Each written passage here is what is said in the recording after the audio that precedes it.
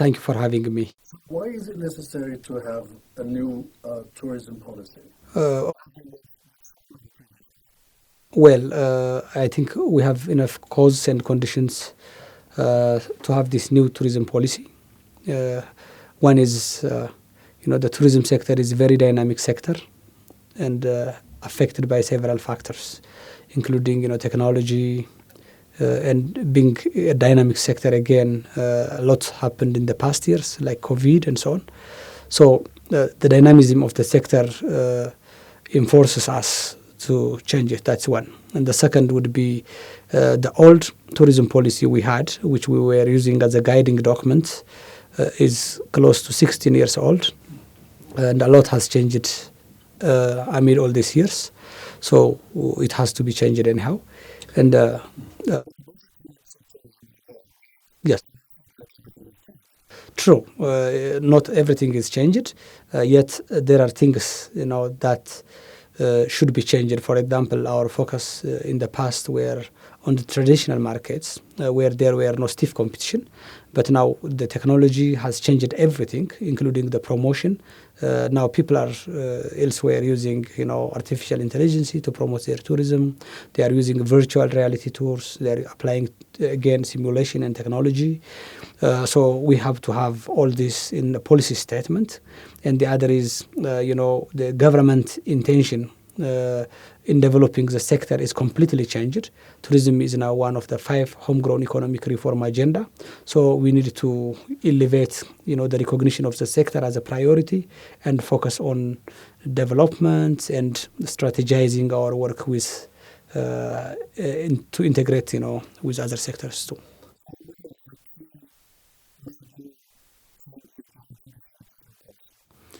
A lot.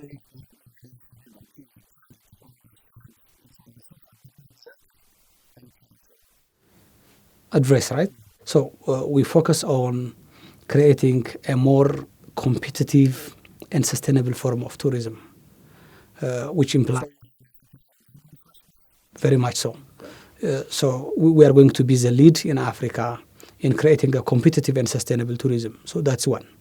And the other is, Ethiopia being, such a great country, having all forms of tourism resources, culture, history, nature, people, and so on. We haven't benefited much. So our tourism is too much seasonal. So we want to change our tourism from seasonal to all year round destination. And the other is Ethiopia is like an added destination that people are adding on their program to visit Ethiopia or not to. So from an added destination, we want to make sure that Ethiopia is a destination choice or a choice of destination or a must to see place. So these are the vision we have in mind.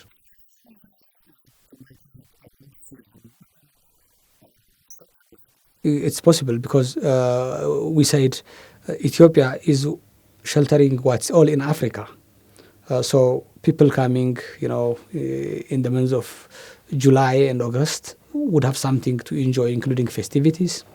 And in the other months, like let's say think of September, all months has different festivals, including the World UNESCO recognized, ceremonies. And the other is in the mid years, like between October to March, April. It's a sunny place and where people can enjoy visiting of the national park and wild animals. People can go for boating in lakes. Now we have newly developed touristic spots like with this Dine to the Nation initiative. People can go to, Wenchi, they can go to Lake Tana or Awasa and so on. So we have historic places. These are timeless historic places. Places like Lalibiala, Harar, Gondar, and so on, Aksum. So, we have places of interest for visitors all year round. And we have a diversified form of offerings. So that's what we want to bring now with the new policy, that we have to offer all what we have. Even for the youth and lager louts, we have places in the urban areas, including address for biking trails, walking through the corridor, or disco clubs. traditional nightlife. So, we have places for all age group. We have places for all customer targets, including European, Asian, and so on. We have places, for shopping, including leisure products, which are an interest for Asian. So I believe we have everything to show for all the year round. That's why I said we want to change Ethiopian tourism market from being seasonal to all year round tourist destination. Yes, yeah, because we have already started it, with the Time for Sugar. We achieved a lot. Public parks, museums, which are even an interest for our own citizens, residents in Addis, and also foreign residents, or like including diplomats, working in Addis. So there are enough places to enjoy, including a science museum, a national museum, public parks, souvenir shops, and places to exercise in the urban structure in the capital. So we have a lot to offer. And the other is we have also a new segment, the MICE tourism, where Addis is ready, market ready to accommodate large-scale international conference and exhibitions.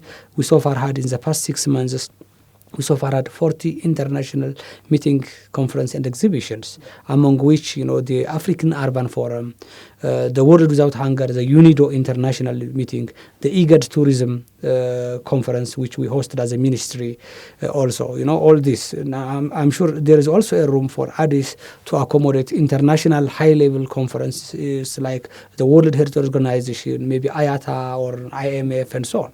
So, we have a lot to show in Addis. Similarly, in the regions where this Dying for Sugar, Dying for the Nation and Dying for the Generation initiatives. And also the private sector is also actively engaging in investing in hotels, lodge, resort, and restaurants. Regional governments are now also taking initiative, taking the model from the federal government. So all this, in total, would give us a competitive advantage, which you have asked as a destination development and a competing products.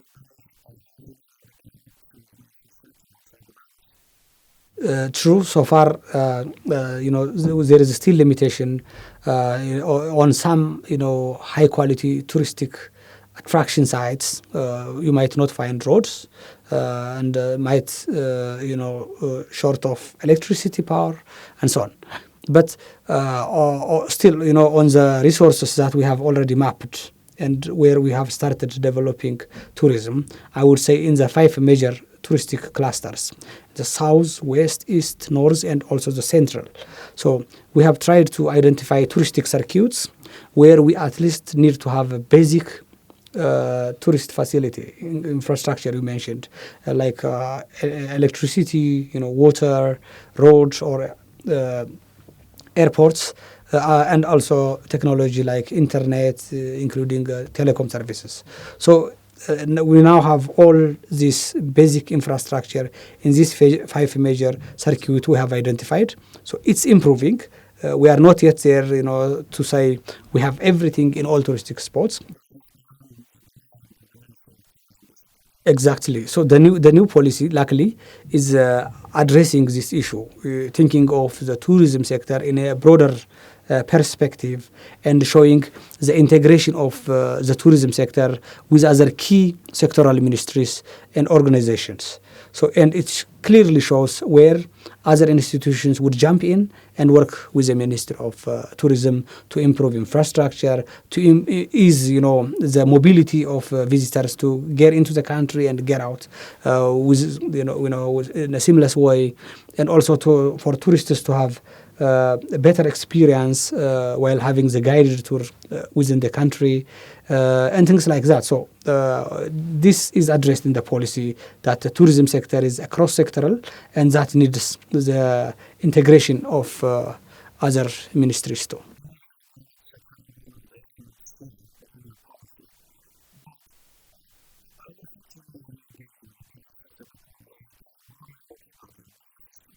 When we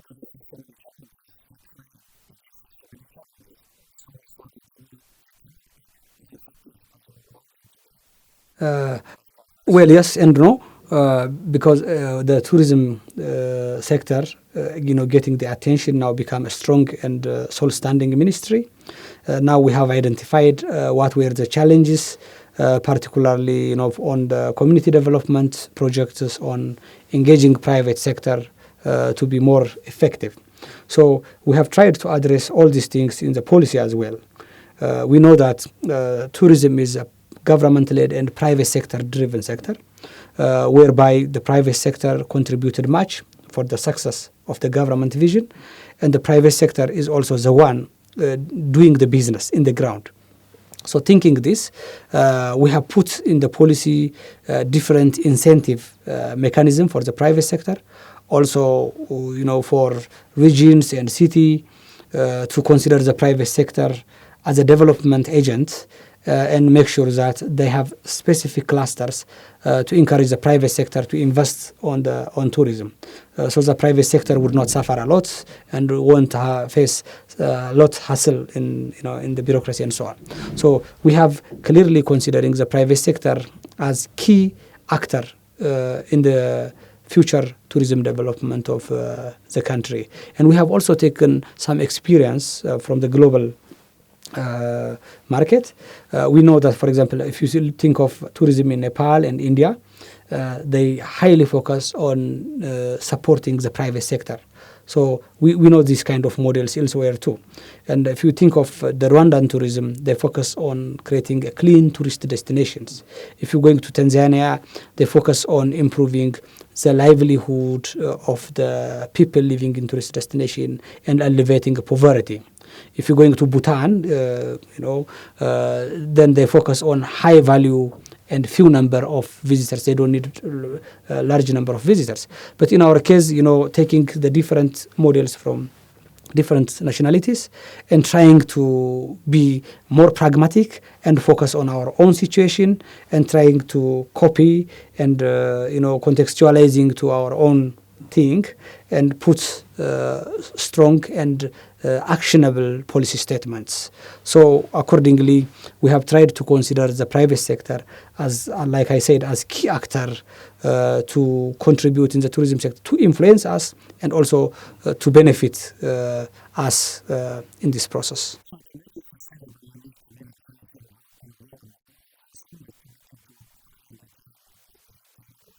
I agree.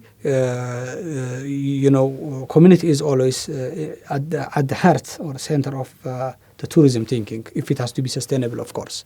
And we now have, the vision in the policy to make it sustainable and competitive, meaning to say the community is in this consideration, and the community engagement strategy would also be drafted following this policy implementation. So the community engagement would be in different forms. One is while diversifying the touristic experience, so the community would be part of this tourism offering, showing their culture, providing different service for visitors, and actively engaging in the business as well. So that's one. And the other is in the benefit sharing of tourism sector. They will have their own fair share of benefits through providing service and other community development projects and so on. So the community is anyhow considered properly in the policy.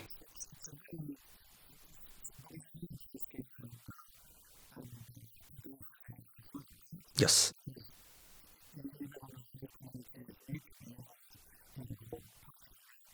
Uh,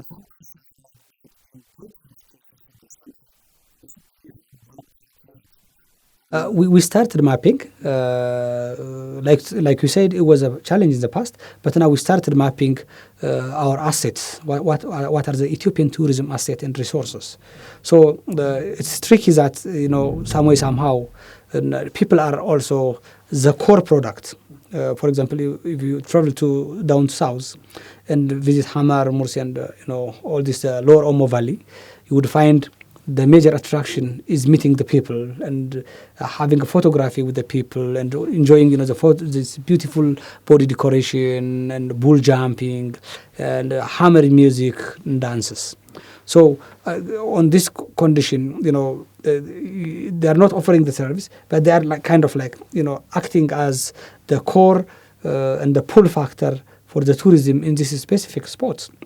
And in some other places, the community engagement is just a passive participation, whereby they want to vote and they want to give comments, and they are not directly in the tourism chain. So we have this ladder of community engagement, from participation to actually, making decisions. I would say having a veto power. So we will use a very technical community engagement strategy in engaging the community.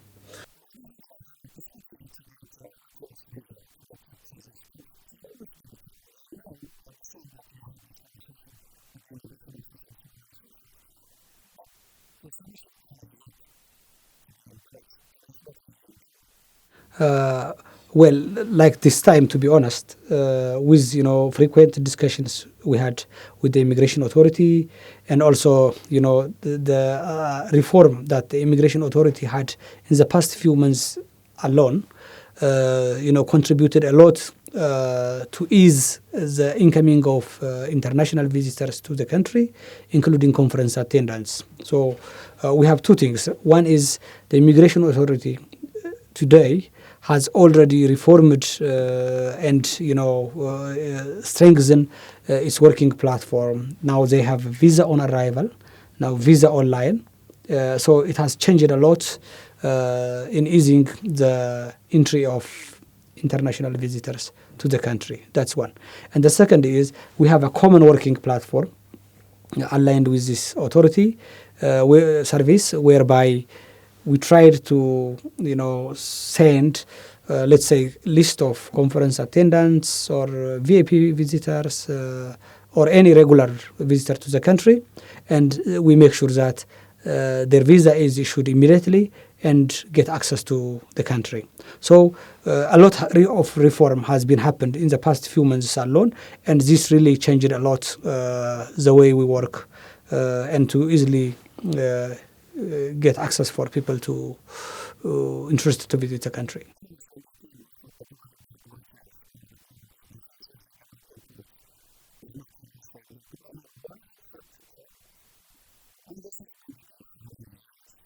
Yes, it was more a challenge, during this security difficulties in the past 2 years. But right now, we had discussion with the customs authority and clarified that if these are tourists actually coming to visit Ethiopia, be it bird watchers or any regular tourist coming for leisure and holidays, they should get access to their binocular camera and other equipments which are important for their experience. And also there are also film crew and media coming with different equipment to visit the country. And there was also a challenge to process and facilitate all their incoming to the country.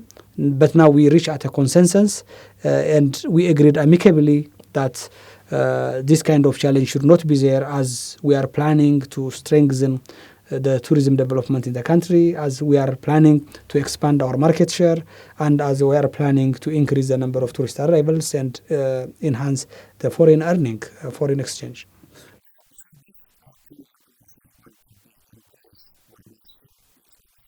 Hopefully would start from yes.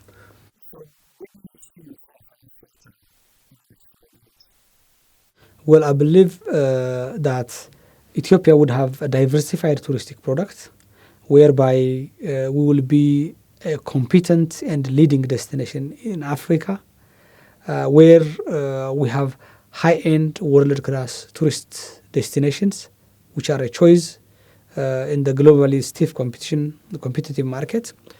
And of course, I believe that we will be an all-year-round destination where you see a flood of visitors from the domestic market, from the African region, and from markets elsewhere. Because right now, we won't focus only in the Europe and North America market.